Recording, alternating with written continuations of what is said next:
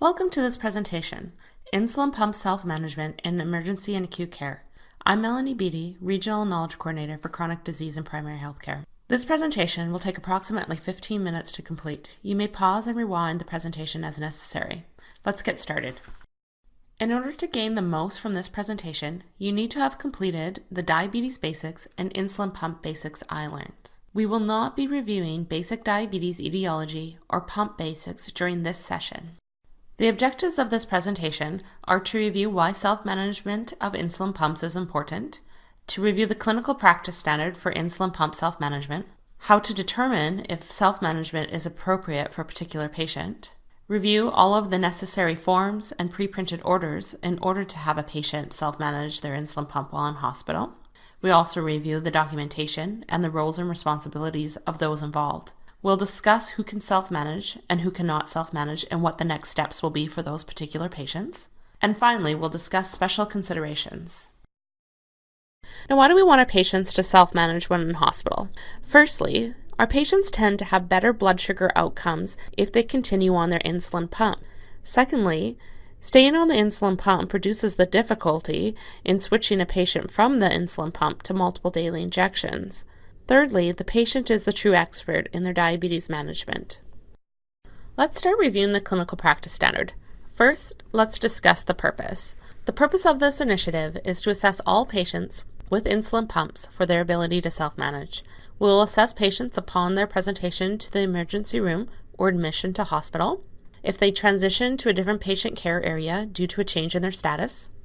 We'll also assess them at the discretion of the nurse and/or MRP during the patient's hospital stay.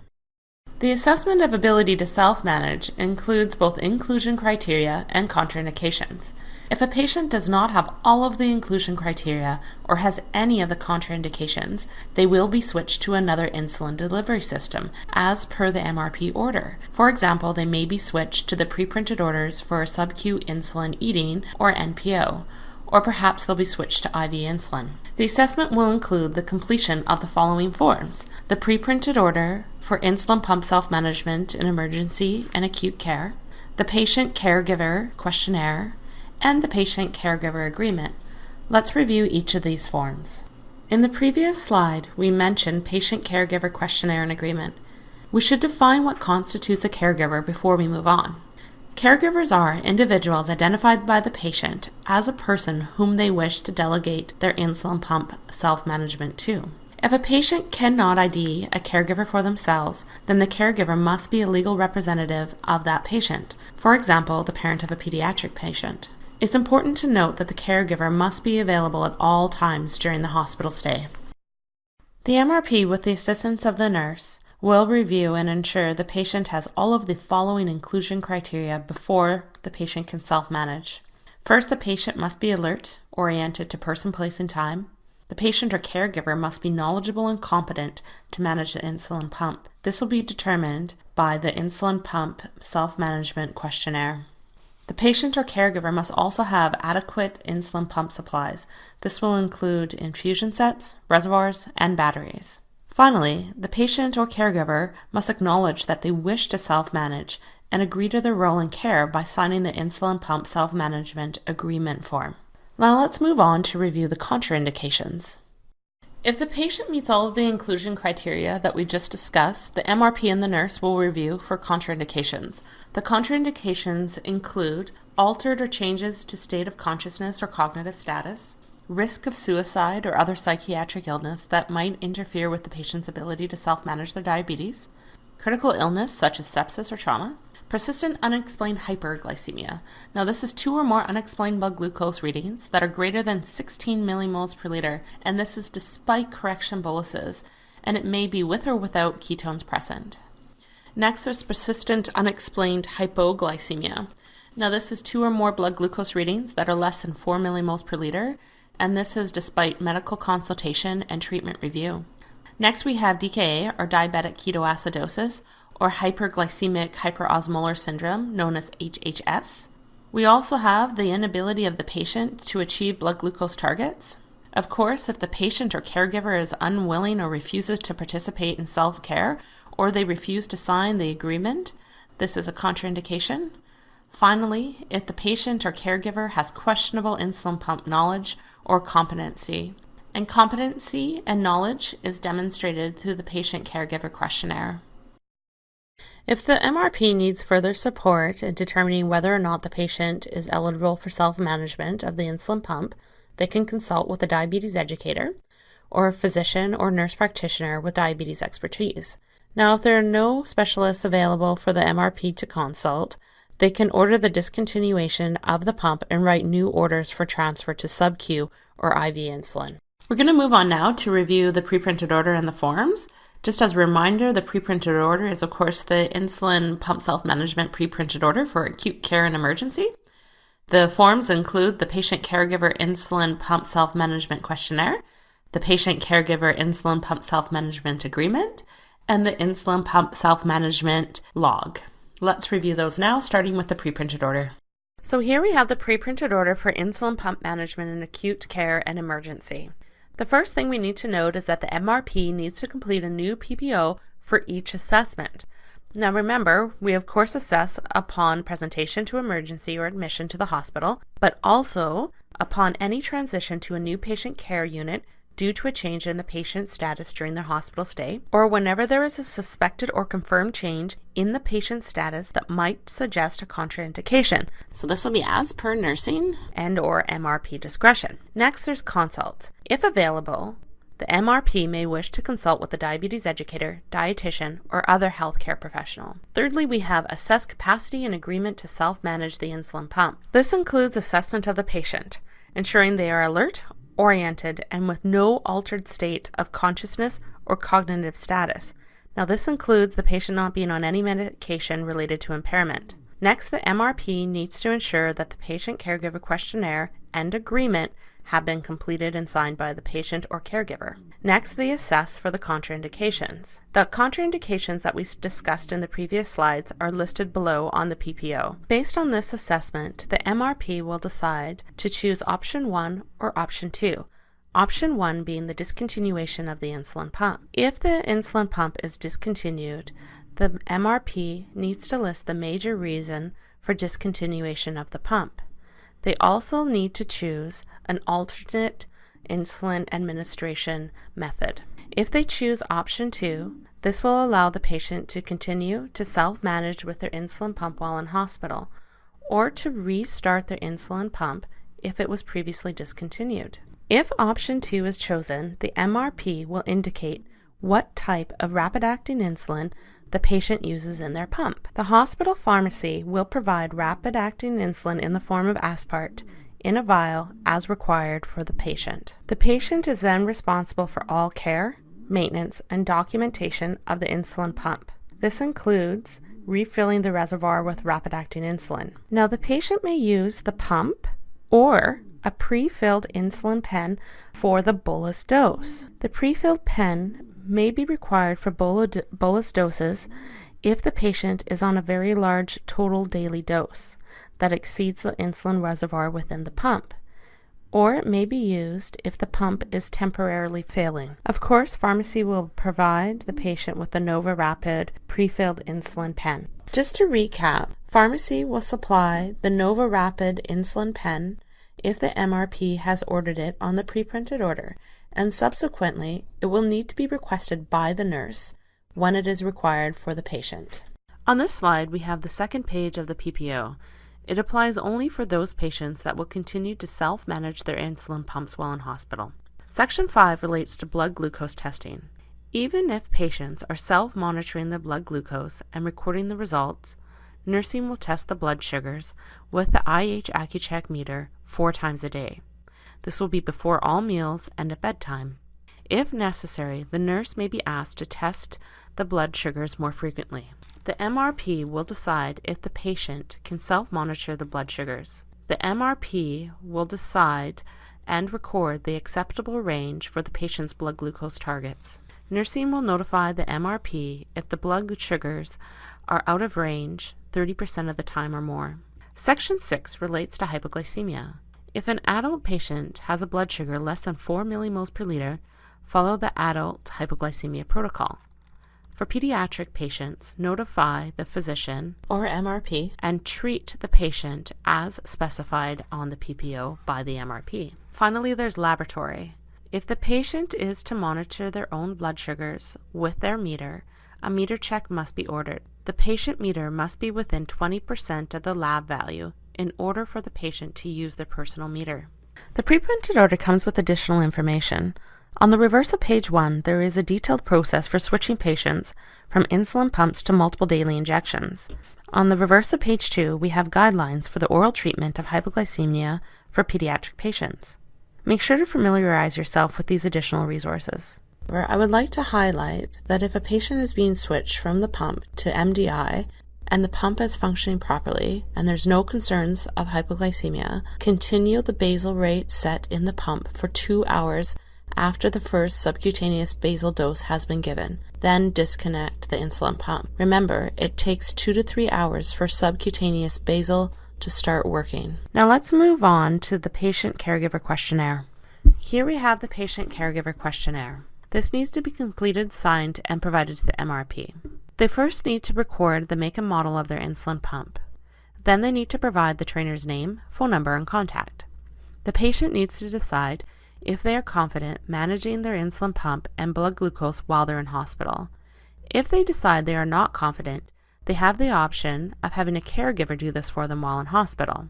They need to provide the caregiver's name, relationship to them, and phone number. The caregiver then needs to decide if they are confident in managing the insulin pump while the patient is in hospital. The patient or caregiver needs to be able to change the insertion set and refill the pump if needed. Next, they need to provide the brand and type of insulin in their insulin pump.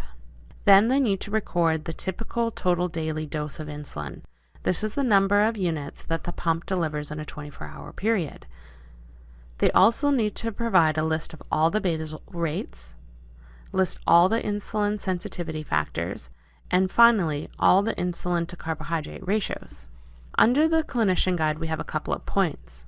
First, we should be aware that the patient or caregiver must answer yes to questions 1 or 2, 3 and 4, and must complete questions 5 to 9 in order to independently manage the insulin pump. To see the most recent pump settings, these may be found in the Meditech charting notes from the Diabetes Center under Patient Care. Now remember, the questionnaire can be administered multiple times at the discretion of the nurse practitioner, or MRP to reassess patient or caregiver ability to continue to self-manage the insulin pump while in hospital. This must be filed on the patient's chart.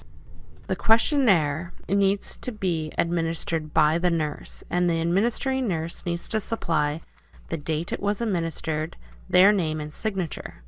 This is only to ensure that it was administered by the nurse.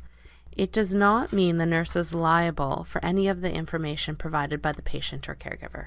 The nurse will review the questionnaire, and if there's any missing information, they will review this with the patient or caregiver to ensure it was not simply an oversight. The nurse will bring to the attention of the MRP any concerns that may have been identified through the completion and review of the questionnaire.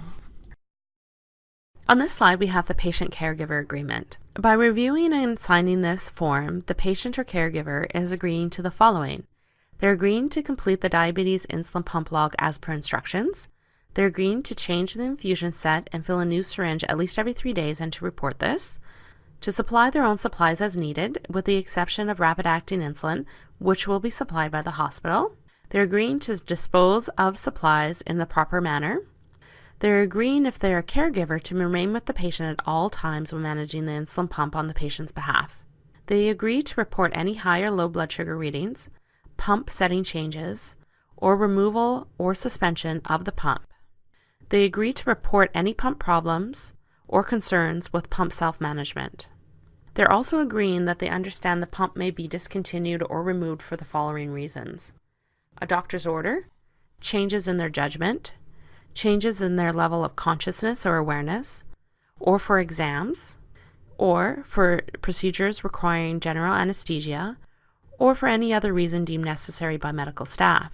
The patient and caregiver must sign and date the agreement. The caregiver must also provide their relationship with the patient. Once completed and signed, this needs to be provided to the MRP, and filed in the patient's chart. Here we have the patient caregiver insulin pump log. The document is meant to help the patient and caregiver self-manage, as well as to inform medical staff of the diabetes management. The required information is as follows: a minimum of 4 blood glucose readings within a 24-hour period.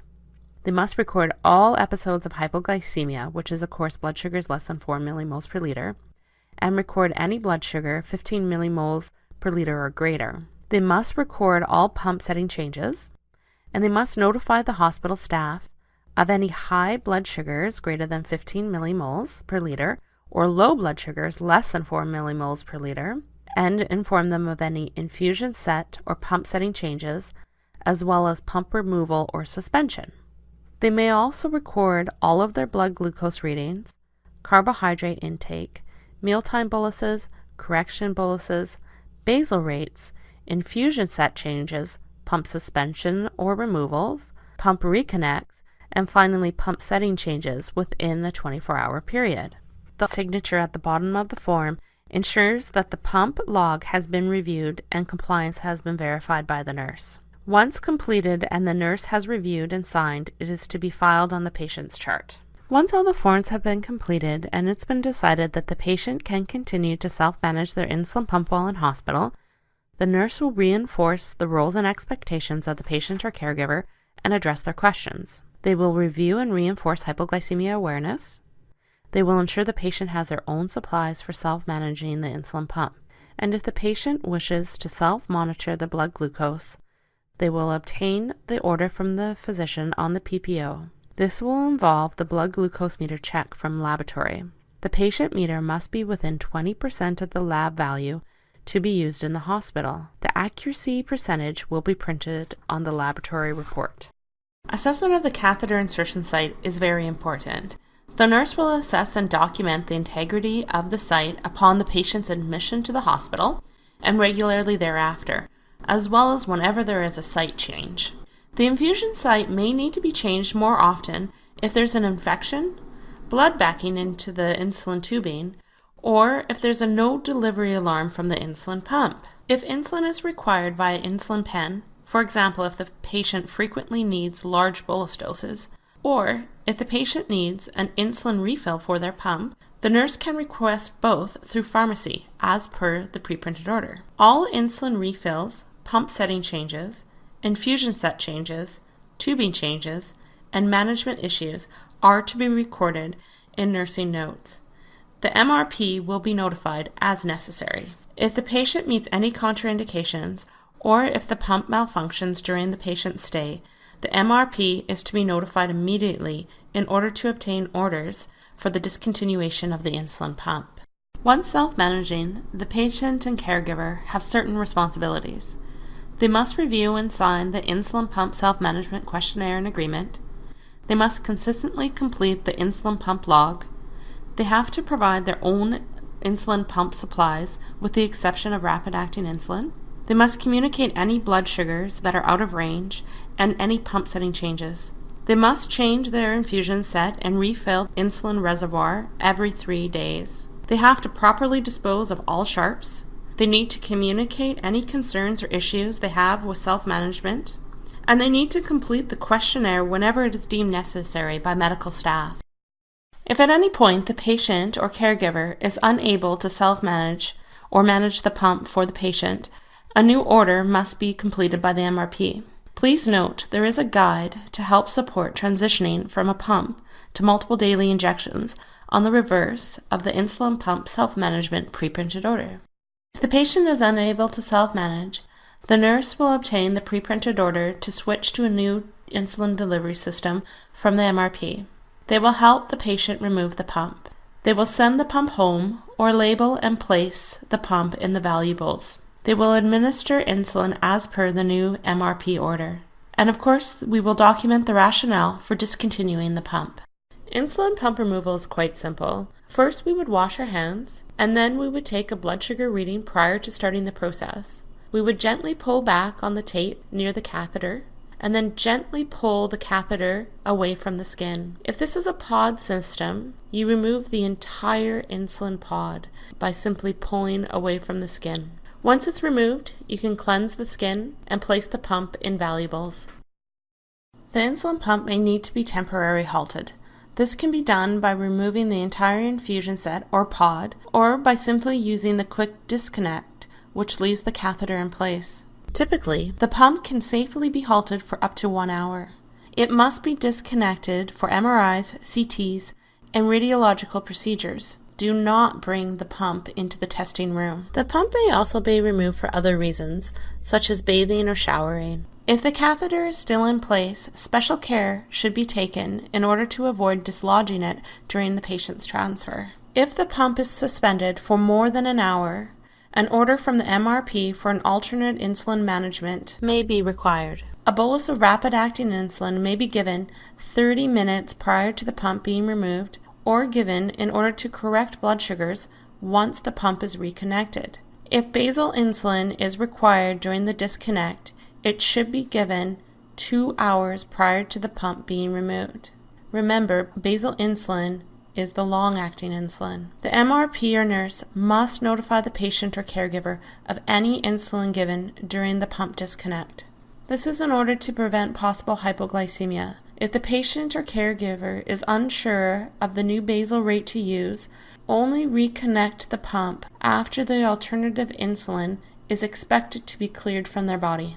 For surgical patients, elective patients will have completed the forms at their pre-screening. For non-elective patients, the nurse is to inform the MRP of the insulin pump. The anesthetist will assess the patient and review the forms to determine whether it is appropriate for the patient to remain on the pump during the procedure. Post-operatively, orders for insulin management will be completed by the MRP. If there is no caregiver available to manage on the patient's behalf, any patients undergoing general anesthesia or procedural sedation may only return to the insulin pump self-management once the patient is deemed legally competent to complete the patient forms. This is typically 24 hours post-operative. Special considerations, diabetes, and pregnancy is not reviewed in this presentation. You may wish to, however, review the Type 1 management of intrapartum and postpartum preprinted orders. The form number is listed here, and these are found on the inside net. You may also wish to review the Diabetes and Pregnancy Quality Bundle. This is found under the Obstetric Practices, which is subsequently found under the Perinatal and Pediatric Practices Inside Net page. Thank you for your attendance in this presentation.